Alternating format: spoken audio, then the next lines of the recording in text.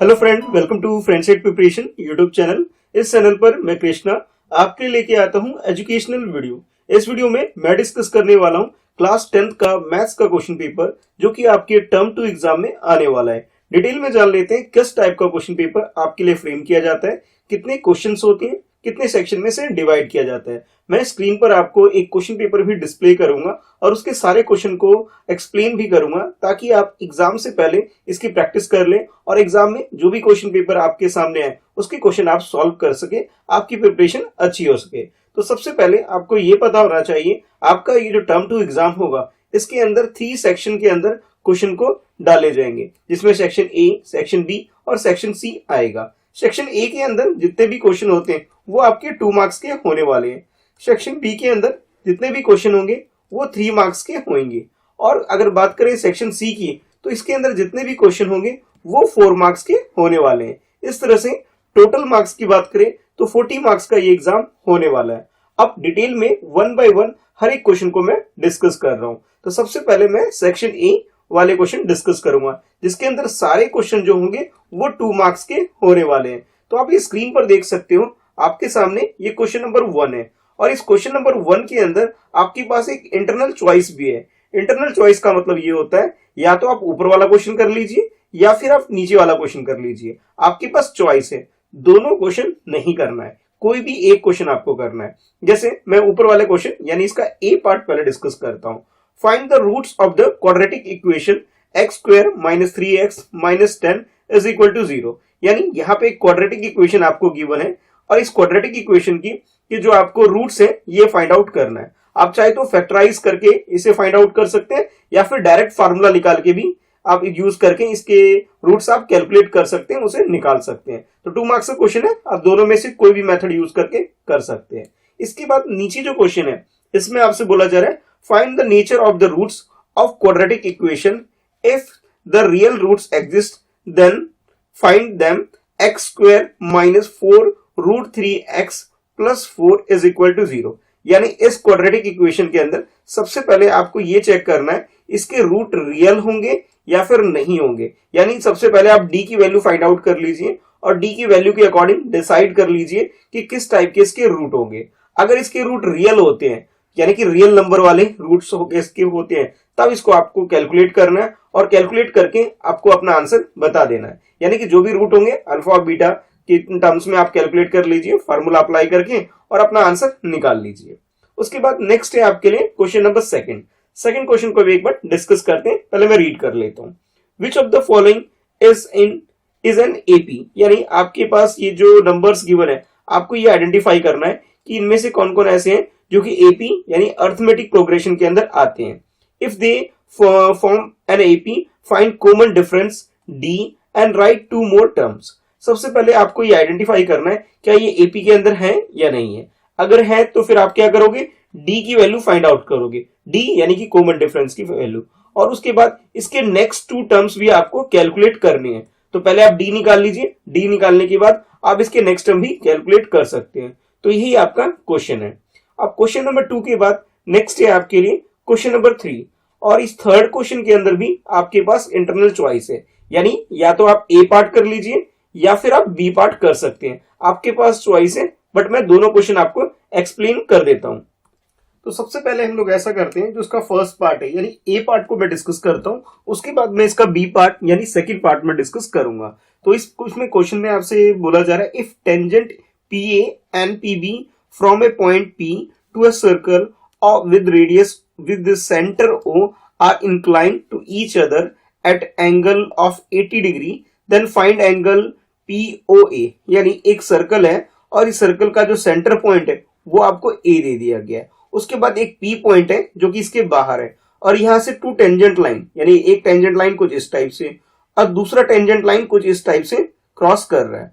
अब ये जो टेंजेंट लाइन है इसके थ्रू पॉइंट B बन रहा है, ये पॉइंट A है, पॉइंट B है, और आपके पास ये गिवन है, ये जो पॉइंट P के साथ जो एंगल क्रिएट हो रहा है ये आपके पास 80 डिग्री का है। और आपसे क्वेश्चन ये पूछा जा रहा है कि आपको बताना है एंगल POA। एक बार देख लेते हैं, एंगल POA यानी ये वाला जो एंगल होगा इसकी वैल्यू आपसे पूछी जा रही है कि इसकी वैल्यू क्या होगी, ये आपको बताना है। POA, ठीक है, इस एंगल की हमें वैल्यू बतानी है कि ये जो एंगल है कितने डिग्री का कंप्लीट होगा, ये आपको बताना है। जैसे अब ये 80 डिग्री है, तो 80 डिग्री का मतलब ये हो गया कि यहाँ हाफ हो जाएगा, हाफ का मतलब ये हुआ 40 डिग्री का हो जाएगा, और टेंजेंट है तो डेफिनेटली यहाँ 90 डिग्री का एंगल हो जाएगा।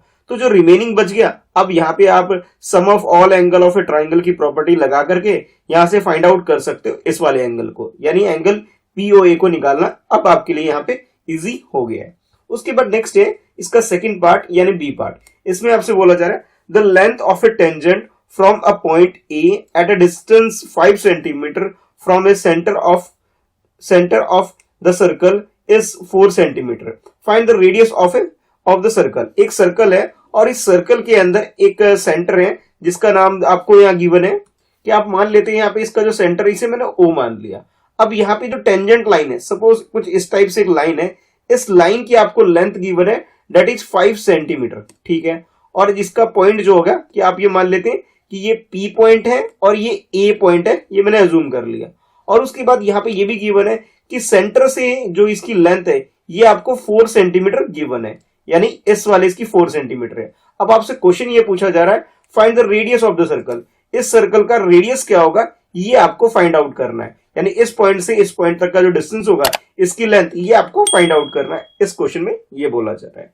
इसके बाद नेक्स्ट है आपके लिए क्वेश्चन नंबर 4। और फोर्थ क्वेश्चन को भी एक बार रीड करते हैं, समझते हैं क्वेश्चन है क्या।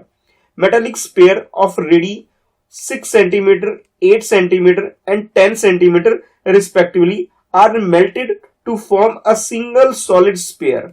Find the radius of the resulting sphere. Suppose कर लो आपके पास एक स्पेयर है, एक छोटा स्पेयर जिसकी जो रेडियस है 6 सेंटीमीटर है, और इससे थोड़ा सा बड़े साइज का इसका जो रेडियस है ये आपके पास गिवन है 8 सेंटीमीटर, और इससे थोड़ा सा बड़ा एक और स्पेयर है और इसका जो रेडियस है वो 10 सेंटीमीटर है। और ये तीनों जो स्पेयर है मेटल की शेप में है। अब इसे पिघला करके एक बड़ा सा स्पेयर बनाया जा रहा है और इसका जो रेडियस है ये आपको फाइंड आउट करना है। यानी आपको क्या करना है, इन तीनों का जो भी वॉल्यूम आएगा आप वो वॉल्यूम निकाल सकते हो, ठीक है। और ये जो वॉल्यूम आएगा ये इसके इक्वल हो जाएगा, फिर आप यहां से रेडियस कैलकुलेट कर सकते हो वॉल्यूम के फार्मूले को लगा करके। तो ये बहुत इजी सा क्वेश्चन है, बस ये है कि कैलकुलेशन आपको इसके अंदर करनी होगी। ये भी क्वेश्चन आपका 2 मार्क्स का होने वाला है। इसके बाद नेक्स्ट है क्वेश्चन नंबर 5। अब इसे एक बार डिटेल में समझ लेते हैं। The given distribution shows the number of run score by some top batsman of the world in one day international cricket match, ठीक है। अब यहाँ पे आपके पास इंफॉर्मेशन है कुछ रन स्कोर जो 3000 टू 4000 और इसी तरह लास्ट में 10,000 टू 11,000 वाले जितने भी बैट्समैन हैं इनके जो स्कोर है ये आपके पास मेंशन है, यानी कि आपका ये एक्सआई हो गया। उसके बाद ये एफआई यानी फ्रीक्वेंसी के बारे में गिवन है नंबर ऑफ बैट्समैन। अब ये 4 है, 18 है, 9 है और इस तरह से 1 है, यानी एक्सआई आपको गिवन है, एफआई भी आपको गिवन है। क्वेश्चन आपके लिए ये आपको फाइंड आउट करना है, इसका मोड फाइंड आउट करना है, ठीक है। तो मोड का फार्मूला लगाओगे ये कैलकुलेट कर लोगे। वैसे भी आप इस तरह के जो क्वेश्चन होते हैं जिसमें मीडियन मोड, तीनों तरह के क्वेश्चन की प्रैक्टिस कर लीजिए। कोई भी क्वेश्चन आ जाए, चाहे मीन का आ जाए, चाहे मीडियम का आ जाए, चाहे मोड का आ जाए, ये आप आसानी से कर सको, ठीक है। तो ये भी क्वेश्चन आपका 2 मार्क्स का होने वाला है। इसके बाद नेक्स्ट है आपके लिए क्वेश्चन नंबर 6, ठीक है। एक बार इसे भी हम लोग पढ़ लेते हैं, समझ लेते हैं क्वेश्चन क्या है। 100 surnames were randomly picked up from a local telephone directory and the frequency distribution of the number of letter in the English alphabet in the surname was obtained as follow। जैसे surname होता है ना, जैसे मेरा surname है सा, SHAH, किसी और का सरनेम सपोज कर लीजिए गुप्ता है, और इसी तरह से बाकी और भी बहुत सारे सरनेम होते हैं। सपोज कर लीजिए किसी का सरनेम है सिंह। इस तरह से बहुत सारे जो सरनेम होते हैं, रेंडमली 100 सरनेम को पिक किया गया और उसके रिगार्डिंग में यहाँ पे कुछ इंफॉर्मेशन है। जैसे यहाँ बोला जा रहा है कि नंबर ऑफ लेटर्स, यानी जैसे यहाँ पे नंबर ऑफ लेटर कितने यूज हो रहे हैं, इसके अंदर 4 यूज हो रहे हैं, इसमें 5 यूज हो रहे हैं, इसमें भी 5 यूज हो रहे हैं। तो इसी तरह से यहाँ पे एक्सआई जो क्रिएट किया गया है उसके बारे में इंफॉर्मेशन है कि 1 से लेके 4 वाले सरनेम वाले नेम, उसके बाद 4 to 7 वाले, और इसी तरह लास्ट में 16 to 19 वाले एक्सआई आपको गिवन है। और उसके बाद नंबर ऑफ सरनेम कितने हैं वो आपके पास इंफॉर्मेशन है, यानी आपका ये फ्रीक्वेंसी हो गया, एफआई हो गया, इसकी वैल्यू आपको गिवन है 6, 30, 40, 16, 4, 4। अब क्वेश्चन ये है आपके लिए कि determine the median number of the letters in the surname, यानी इस क्वेश्चन के अंदर आपको मीडियन कैलकुलेट करना है। जैसे मैंने पहले भी बोला, आपके लिए मीन का क्वेश्चन, मीडियन का क्वेश्चन और मोड का क्वेश्चन ये डेफिनेटली एग्जाम में आएगा। आपको इन तीनों तरह की क्वेश्चन की प्रैक्टिस कर लेनी चाहिए, ठीक है। तो यहाँ सिंपली आपको फार्मूला लगाना है, एक्सआई एफ आई आपको गिवन है और मीडियन आपको कैलकुलेट कर लेना है, ठीक है। तो ये क्वेश्चन आपका 2 मार्क्स का हो जाएगा। इसके बाद नेक्स्ट है आपका सेक्शन बी। सेक्शन बी के अंदर जितने भी क्वेश्चंस हैं ये सारे के सारे क्वेश्चन 3 मार्क्स के होने वाले हैं। एक एक करके इन सारे क्वेश्चन को डिटेल में डिस्कस करते हैं। तो सबसे पहले क्वेश्चन नंबर 7 देख लेते हैं। If the following situation possible, if so, determine their present age. The sum of the age of two friends is 20 year. 4 years ago, the product of their ages in years was 48. अब suppose कर लो x और y to friend है, ठीक है। अब इनका as का सम आपको गिवन है 20 ईयर, ठीक है। आपने एक इक्वेशन क्रिएट कर दी इस तरह से, तो यहाँ पे आप पूरा प्रॉपर स्टेटमेंट लिख के देख रखोगे, let x be the age of first friend, let x y be the age of second friend. अब अकॉर्डिंग टू क्वेश्चन ये आपके लिए फर्स्ट इक्वेशन क्रिएट हो जाएगी। अब जैसे अब नेक्स्ट जो है आपके लिए कि 4 ईयर अगो, तो 4 ईयर अगो यानी कि 80 क्यू लिख करके अकॉर्डिंग टू क्वेश्चन लिख करके अब इसे फर्दर आप कर सकते हो कि x माइनस 4, ठीक है, और x के बाद y माइनस 4, इनका जो प्रोडक्ट है वो आपको गिवन है कि ये कितना आएगा, 48 आएगा। अब क्वेश्चन आपसे ये पूछा जा रहा है कि भाई ये सब करने के बाद क्या हम इसके एज को डिटरमाइन कर सकते हैं, कैलकुलेट कर सकते हैं, यस या नो। तो क्वेश्चन सॉल्व करोगे, यहां से अगर हो सकता है तो आप एक्स और वाई की वैल्यू निकाल दोगे, यानी दोनों फ्रेंड का एज आप लोग कैलकुलेट कर लोगे। अगर पॉसिबल नहीं होता है तो आप नेक्स्ट स्टेप आगे करके अपना रीजन मेंशन करोगे कि ये पॉसिबल क्यों नहीं है, ठीक है। तो इस तरह से आपको ये क्वेश्चन सॉल्व कर लेना है। नेक्स्ट है उसके बाद क्वेश्चन नंबर 8, एक बार इसे भी पढ़ लेते हैं। The first term of an AP is 5, the last term is 45, the sum is 400, find the number of term and the common difference। यानी एपी वाला क्वेश्चन है, अरिथमेटिक प्रोग्रेशन का क्वेश्चन है। A1 आपको गिवन है दैट इज 5, अब last term जो है AN मान लेता हूं, ठीक है, ये आपके पास 45 गिवन है। उसके बाद आपके पास SN भी गिवन है दैट इज 400। अब इस क्वेश्चन में आपसे N की वैल्यू फाइंड आउट करने के लिए बोला जा रहा है कि नंबर ऑफ टर्म कितने होंगे ये फाइंड आउट करो, और उसके अलावा D की वैल्यू आपसे और कैलकुलेट करने के लिए बोला जा रहा है। तो ये दोनों चीज डी कैलकुलेट करना है इसके अंदर और एन कैलकुलेट करना है। तो सम ऑफ ऑल, ये जो सम एसएन वाला जो फार्मूला है इसे अप्लाई करो और इस क्वेश्चन को सॉल्व कर लो और अपना आंसर कैलकुलेट कर लो भाई, ठीक है। इसके बाद नेक्स्ट है आपके लिए क्वेश्चन नंबर 9, और ये 9 क्वेश्चन में आपके पास एक इंटरनल चॉइस है, ठीक है। तो इंटरनल चॉइस का मतलब जैसे मैंने पहले ही भी बताया था आपको कि या तो आप ऊपर वाला ए पार्ट कर लीजिए या फिर नीचे वाला बी पार्ट कर लीजिए, आपके पास चॉइस है। मैं दोनों क्वेश्चन आपको एक्सप्लेन कर देता हूं। सबसे पहले ए पार्ट को देख लेते हैं। A tree breaks due to storm and the broken part bend so that the top of the tree touches the ground, make an angle 30 degree with it. The distance between the foot of the tree to the point where the top touches ground is 8 meter. Find the height of the tree। यानी suppose कर लो कि एक tree था, कुछ इस shape में था, अब कहीं एक पर्टिकुलर पॉइंट से ब्रेक हो गया, यानी ये इंक्लाइन हो गया कुछ इस टाइप से। अब ये जो एंगल है, इस एंगल के बारे में इंफॉर्मेशन गिवन है कि ये आपका 30 डिग्री का क्रिएट हो रहा है। इसके अलावा और भी आपको इंफॉर्मेशन गिवन है कि the distance between the tree and point where the top touches. अब ये जो डिस्टेंस है ट्री का, ठीक है, और जहां पे पॉइंट ये टच हो रहा है यानी ये वाला डिस्टेंस, ये आपको गिवन है 8 मीटर, ठीक है। अब आपसे ये क्वेश्चन पूछा गया कि ट्री जो है इसकी हाइट है ये कैलकुलेट करनी है, यानी कि ये ओरिजिनल हाइट, पहले तो आप ये वाली हाइट निकाल लो, ठीक है, ये आप ये हाइट एंड डिस्टेंस का क्वेश्चन है, ये वाला पार्ट निकाल लो। उसके बाद आप ये भी, इससे आप क्या कर सकते हो, कंप्लीट पार्ट निकाल सकते हो। तो हाइट एंड डिस्टेंस का फार्मूला यूज करोगे इसके अंदर, और इस तरह से इसकी जो हाइट बोला गया ट्री का ये आप इसमें कैलकुलेट कर सकते हो। अब इसके बाद नेक्स्ट देख लेते हैं इसका बी पार्ट, और इसे भी समझते हैं। A kite is flying at a height of 60 metre above the ground, ठीक है। सपोज कर लो ये ग्राउंड लेवल है और एक काइट है जो कि इस हाइट पर, मैं एक ड्रॉ कर देता हूं रफली डायग्राम, कि 60 मीटर हाइट पर ये फ्लाई हो रहा है, यहाँ पे पतंग उड़ रहा है अभी इतनी हाइट पर, ठीक है। A string attached to the kite is temporarily tied to the point on a ground. और जो भी पतंग उड़ रहा है, जो धागा है जिसे मांझा वगैरह कह लेते हैं, इसे किसी ग्राउंड पे यहाँ पे बांध दिया गया है, पर्टिकुलर इस पॉइंट पर, ठीक है, यहाँ पे कहीं पे इसे बांध दिया गया। अब क्वेश्चन क्या है वो पढ़ लेते हैं। The inclination of a string with an angle is 60 degree. अब ये जो एंगल क्रिएट हो रहा है इस तरह से ग्राउंड से और इसके बीच में, इसकी वैल्यू आपको गिवन है, ये कितना है, 60 डिग्री है। अब क्वेश्चन है आपके लिए, find the length of the string assuming that there is no slack in the string। अब आपसे क्वेश्चन ये पूछा जा रहा है, इसकी जो लेंथ होगी, यानी ये वाला पॉइंट, सपोज मैं इसको ट्राइंगल बना देता हूं, ए बी और सी, ये मैंने अपनी तरफ से पॉइंट अज्यूम कर लिया है। ए बी आपको गिवन है हाइट दैट इज 60 मीटर और एंगल आपको सी गिवन है 60 डिग्री। अब क्वेश्चन आपसे ये बोला जा रहा है कि ए सी कैलकुलेट कर लो, तो यहां पे भी आप हाइट एंड डिस्टेंस वाला फार्मूला लगाओ, ट्रिग्नोमेट्री की प्रॉपर्टीज यूज करोगे और इस क्वेश्चन को सॉल्व कर लोगे। ठीक है, तो इस तरह से आपका ये 3 मार्क्स का क्वेश्चन होने वाला है। इसके बाद नेक्स्ट है आपके लिए क्वेश्चन नंबर 10। पहले इसे रीड कर लेते हैं, समझ लेते हैं। Prove that the length of a tangent drawn from an external point to a circle are equal.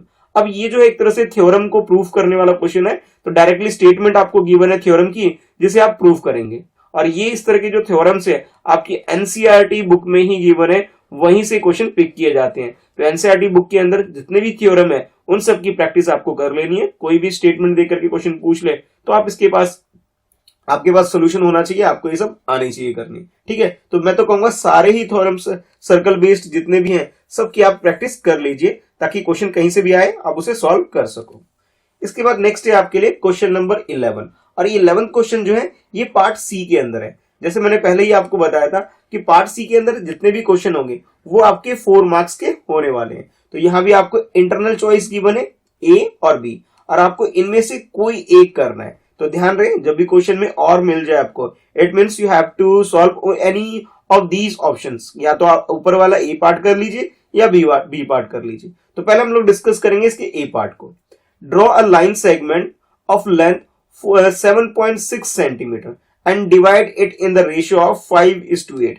यानी आपको एक लाइन सेगमेंट ड्रॉ कर लेना है जिसकी लेंथ आपको गिवन है 7.6 सेंटीमीटर, और इस लेंथ को आपको डिवाइड करना है 5:8 के रेशियो में। और उसके बाद जो प्रॉपर जो स्टेप्स ऑफ कंस्ट्रक्शन वगैरह होता है ये आप इसमें लिख देंगे, ताकि आपको पूरे मार्क्स मिल जाए। देखिए, क्वेश्चन में अगर आपको बोला जाए या ना बोला जाए, कंस्ट्रक्शन बेस्ड जितने भी क्वेश्चन होंगे उसके अंदर आपको ऑटोमेटिक अपना जो आंसर जो लिखोगे उसके साथ हर एक स्टेप कंस्ट्रक्शन के जरूर मेंशन करना। कई बार क्वेश्चन में लिखा भी जाता है, अगर ना भी लिखा हो तब भी लिखना है आपको, इसके मार्क्स होते हैं। ठीक है, अब बी पार्ट को देख लेते हैं। Draw a circle of radius 6 centimetre from a point 10 centimetre above its centre, construct the pair of tangent to a circle, measure their length, write steps of construction and give proper justification. इस question में आपको एक circle draw करने के लिए बोला जा रहा है और उसके बारे में गिवन है कि इसका रेडियस 6 सेंटीमीटर होना चाहिए।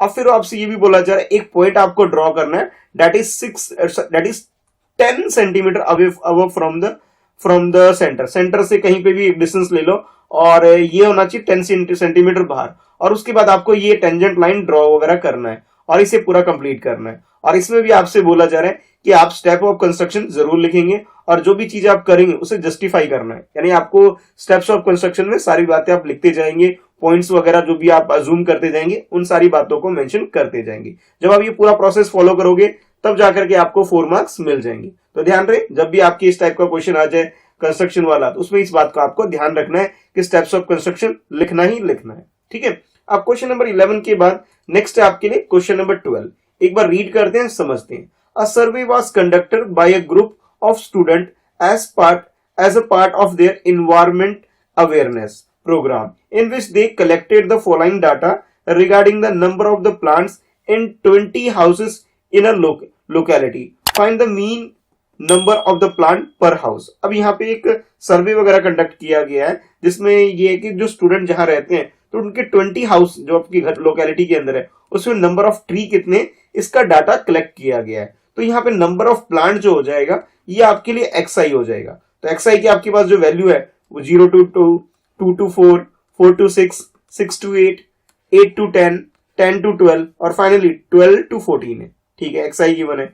नेक्स्ट आपके पास गिवन है एफआई भी गिवन है, और एफआई यानी फ्रीक्वेंसी की वैल्यू जो है, यानी कि नंबर ऑफ हाउसेस की बात करें तो ऐसे 1 हाउस है जहां 0 से 2 के बीच में नंबर ऑफ ट्री है, और इसी तरह से रिमेनिंग 2, 1, 5, 6, 2, 3 इस तरह से आपके पास फ्रीक्वेंसी गिवन है नंबर ऑफ हाउस का। नंबर ऑफ ट्री ऊपर है, नंबर ऑफ हाउस नीचे है, यानी ऊपर वाला तो आपका ये क्लास इंटरवल वाला है यानी एक्सआई है, और नीचे वाला क्या है आपके पास एफआई आपके पास आ गया। अब दोनों इंफॉर्मेशन आपके पास है। अब क्वेश्चन में ये आपसे बोला जा रहा है आप इसका मीन कैलकुलेट कर लीजिए, और क्वेश्चन कुछ इस तरह से है, which method did you use for finding the mean and why. अब बहुत सारे मेथड है, आप कोई सा भी मेथड यूज कर लीजिए, क्वेश्चन में आपसे कहीं पे ये नहीं बोला गया कि आप कौन सा मेथड यूज करेंगे, ठीक है, ये आपकी चॉइस के ऊपर है। तो कोई भी मेथड यूज कर लीजिए और जोन सा भी मेथड आपने यूज किया है उस मेथड का नाम मेंशन करना है और एक रीजन भी लिखना है कि आपने इस वाले मेथड को यूज क्यों किया है, ठीक है। तो ये चीज जरूरी है, क्वेश्चन में जब भी वाई वर्ड लिख दिया जाए it means you have to clarify your reason why you are putting some of the method in your solution. कौन सा मेथड आप लगा रहे हो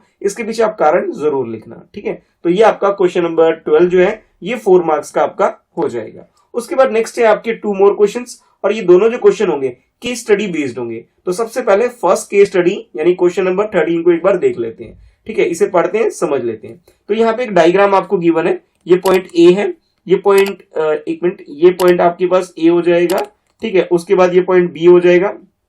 अब 1 बाय 1 ये एंगल कभी ये शिफ्ट करेगा, कभी ये ए हो जाएगा, कभी ये। अभी एक बार क्वेश्चन पढ़ोगे तो ज्यादा क्लियर होगा कि इस टाइप से क्यों है। ये लैडर्स वगैरह आप देख रहे हो, एक बार लैडर कुछ इस शेप में आ रहा है, एक बार लैडर कुछ इस शेप में आ रहा है। अब यहाँ पे जो एंगल है यहाँ पे थीटा बन रहा है, यहाँ कुछ और बनेगा। क्वेश्चन पढ़ते हैं जब जाके अच्छे से क्लियर होगा।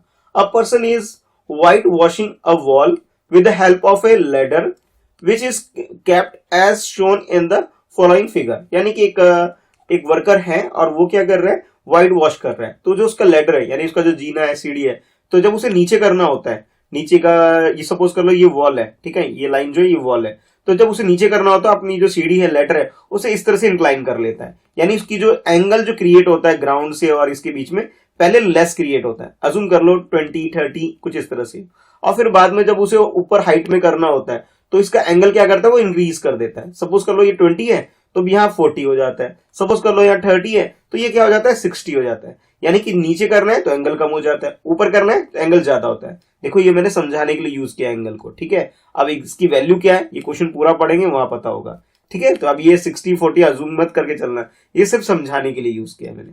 अब क्वेश्चन डिटेल में क्या अब वो जानते हैं। तो इस क्वेश्चन में फर्दर आपसे बोला जा रहा है when he wants to paint a higher और lower point he should change the position of a letter with angle theta. अब जब भी इसको, जैसे मैंने आपको पहले ही बताया कि जब भी उसे अपनी पोजीशन, मतलब जो ये वॉल है, अगर लोअर पार्ट अगर इस वॉल का इसे पेंट करना है तो एंगल की जो वैल्यू है वो लेस हो जाती है, और जब अपर पार्ट की करनी हो तो इस एंगल की वैल्यू क्या होती है, इंक्रीज हो जाती है। यानी इसके अंदर चेंजेस आते रहते हैं। अब इसके अकॉर्डिंग क्वेश्चन आपके लिए ये है कि अगर सपोज कर लो ये एंगल क्या है थीटा, इस एंगल को जूम करके चल रहे हैं, तो आप क्वेश्चन ये ना आंसर द फॉलोइंग। अब इसके बाद इनके आपको आंसर बताने। सबसे पहले इसका पार्ट फर्स्ट देख लेते हैं जिसमें आपसे पूछा जा रहा है if ladder is incline at 60 degree angle. कि सपोज कर लो कि ये वॉल है और ये लैडर है और ये जो एंगल क्रिएट हो रहा है ये 60 डिग्री एंगल क्रिएट हो रहा है, ठीक है। जैसे क्वेश्चन में मेंशन है if ladder is incline at 60 degree angle and distance of a foot of a ladder to foot of a wall is 2 metre. कि सपोज कर लो ये जो डिस्टेंस है यानी लेटर का फुट और ये वॉल का फुट है, इसका जो डिस्टेंस आपके पास गिवन है कि ये अजूम कर लो ये कितना हो जाए 2 मीटर हो जाए, 2 मीटर इसकी ये लेंथ हो जाए इसकी, ठीक है। और ये जो एंगल क्रिएट हो रहा है ये 60 डिग्री है। तो वो आपसे क्वेश्चन ये पूछा जा रहा है then find length of a ladder, यानी कि ये जो लेंथ है ये वाला, इसकी वैल्यू आपसे फाइंड आउट करने के लिए बोला जा रहा है। यानी कि अगर मैं ध्यान से बताऊं हाइपो, ये जो आप जो प्रॉपर्टी वगैरह यूज करते हो कि ये तो आपका हाइपोटेनियस हो गया, ये आपका बेस हो गया और ये आपका परपेंडिकुलर हो गया। शॉर्ट में समझाने के लिए मैं इसे P यूज कर लेता हूं, इसे B यूज कर लेता हूं, इसे H यूज कर लेता हूं। तो इस क्वेश्चन में आपके पास एक एंगल गिवन है दैट इज थीटा, और थीटा की वैल्यू कितनी है 60 डिग्री है। उसके बाद B यानी बेस की वैल्यू आपको गिवन है एंड दैट इज 2 मीटर। और क्वेश्चन आपसे यहाँ पे हाइट पूछा जा रहा है, तो यहाँ पे भी आप क्या नाम है जो आपका ट्रिग्नोमेट्री है उसकी प्रॉपर्टी यूज करके ये जो हाइट है हाइपोटेनियस है इसकी वैल्यू आप फाइंड कर सकते हो, ठीक है। अच्छा, उसके बाद इसका नेक्स्ट पार्ट यानी बी पार्ट और समझते हैं। इसमें बोला जा रहा है if the length of a ladder is 10 metre, it means इस क्वेश्चन में क्या है कि पोजीशन इसी टाइप की ही क्रिएट हो रही है but you have given length of a ladder, यानी जो हाइपोटेनियस है h सपोज कर लिया मैंने, इसकी वैल्यू हाइपोटेनियस आपको गिवन है and that is 10 metre given है। एंड BC, ठीक है, BC that is equal to 5√2। अब BC की वैल्यू भी आपको गिवन है कि भाई ये BC मान लेते हैं और इसकी वैल्यू गिवन है 5√2 मीटर गिवन है। अब क्वेश्चन ये है आपके लिए ये जो एंगल क्रिएट हो रहा है दैट इज थीटा, अब इस थीटा की वैल्यू फाइंड आउट करनी है। देखो इस क्वेश्चन में आपसे हाइपोटेनियस पूछ लिया गया, इसकी वैल्यू फाइंड आउट करो, और सेकंड पार्ट में आपसे बोला जा रहा है कि आप थीटा यानी एंगल की वैल्यू फाइंड आउट करो। तो यहां भी ट्रिग्नोमेट्री की प्रॉपर्टी यूज करो और इस क्वेश्चन को आप सॉल्व कर सकते हो। अगर आपने ट्रिग्नोमेट्री की क्वेश्चन की अच्छे से प्रैक्टिस कर रखी है तो ये क्वेश्चन तो बहुत इजी है। मैं कहूं तो भाई फ्री के नंबर है, भाई अच्छे से इसे सॉल्व करो और पूरे मार्क्स यानी कि 2 प्लस करें तो यहाँ पे 4 मार्क्स का ये पूरा कंप्लीट क्वेश्चन है और ये 4 मार्क्स आप ले सकते हैं। ठीक है, इसके बाद नेक्स्ट है सेकंड केस स्टडी, यानी कि इस क्वेश्चन पेपर का ये लास्ट क्वेश्चन है, क्वेश्चन नंबर 40। इसे भी समझ लेते हैं। जैसे क्वेश्चन में ही मेंशन किया गया है, ये आपका सेकंड केस स्टडी होने वाला है। पूरा कंप्लीट क्वेश्चन डिटेल में एक बार समझते हैं फिर आंसर करेंगे। On a Sunday, your parents took you to a fair. You could see a lot of toy display and you wanted them to buy a Rubik Cube and strawberry ice cream for you. अच्छा, आप अपने parents के साथ किसी fair मेले वगैरह में गए और वहां पे आपको बहुत सारे टॉय वगैरह डिस्प्ले करते हुए दिखाई दे रहे हैं, आपने देखा भी, और उसी बीच में आपने चाहा कि आप एक रूबिक क्यूब जो होता है इसे परचेज करना चाहते हो, और साथ के साथ आपने ये डिसाइड किया कि भी जो एक आइसक्रीम है जो कि शेप आप देख सकते हो एक स्ट्रॉबेरी आइसक्रीम है, ये भी आप परचेज करना चाहते हो। ठीक है, ये बात हुई, आपके पेरेंट्स आपको ये दिला रहे हैं। अब क्वेश्चन क्या है वो जानते हैं। Observe the figures and answer the question. अब इन दोनों डायग्राम को आपको अच्छे से देखना है और इसके बेसिस पे आपके पास ये 2 क्वेश्चन है जिसके आपको आंसर करना है। तो फर्स्ट वाला अगर ध्यान से देखो तो ये जो बन रहा है आपका क्यूब बन रहा है आपके लिए। ठीक है, और ये जो देखोगे एक तरह से कोन बन रहा है। नीचे आप ध्यान से देखो तो आपके लिए कोन हो गया, ऊपर देखोगे तो ये सेमी स्फीयर बन रहा है आपके लिए। ठीक है, अब क्वेश्चन क्या है, क्वेश्चन को समझते हैं। तो सबसे पहले मैं इसका फर्स्ट पार्ट यानी ए पार्ट डिस्कस करता हूं।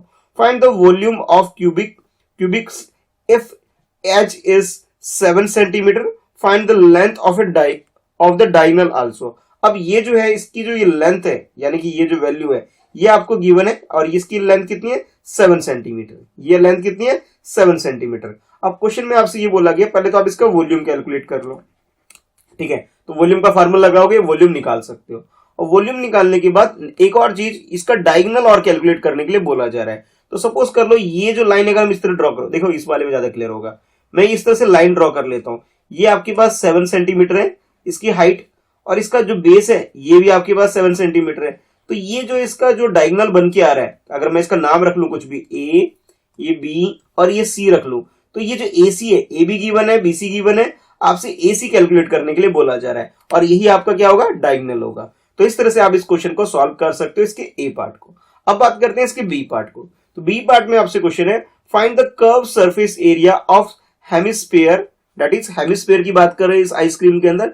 तो ये वाला पोर्शन जिसे मैं ड्रॉ करके आपको आइडेंटिफाई करके बता रहा हूं, इस वाले पोर्शन के अंदर आपसे बोला जा रहा है कि इसका कर्व सरफेस एरिया कैलकुलेट करो, और इंफॉर्मेशन क्या की मैंने वो पढ़ लेते हैं। Find the curve surface area of hemisphere that is ice cream if the base height is base radius is 7 centimetre. अब जो रेडियस होगा, देखो नीचे एक सर्कल क्रिएट होगा, तो इस पॉइंट से लेकर के इस पॉइंट के बीच का जो रेडियस है यानी कि आर है, इसकी वैल्यू आपको गिवन है 7 सेंटीमीटर। ठीक है, आपके पास रेडियस गिवन है, तो रेडियस की बेसिस पे आप क्या कर सकते हो, इस हेमिस्फीयर का आप लोग कैलकुलेट कर सकते हो सरफेस एरिया। तो सरफेस एरिया का फार्मूला लगाओ और इस पोर्शन को कैलकुलेट कर लो। तो ये 2 पार्ट हैं, पार्ट ए और पार्ट बी, जिसे आपको सॉल्व करना है और अपना आंसर कैलकुलेट करना है। अगर फार्मूला अच्छे से आते हैं, प्रैक्टिस आपने कर रखी है, बहुत इजी सा क्वेश्चन है, 2+2 यानी कि 4 मार्क्स का क्वेश्चन होने वाला है। तो इस तरह से आपका ये मैथ का क्वेश्चन क्लास 10th के टर्म 2 एग्जाम में आने वाला है। उम्मीद करता हूं कि आपको ये सारे क्वेश्चन अच्छे से क्लियर हो गए होंगे, सारी चीजें समझ में आ गई है।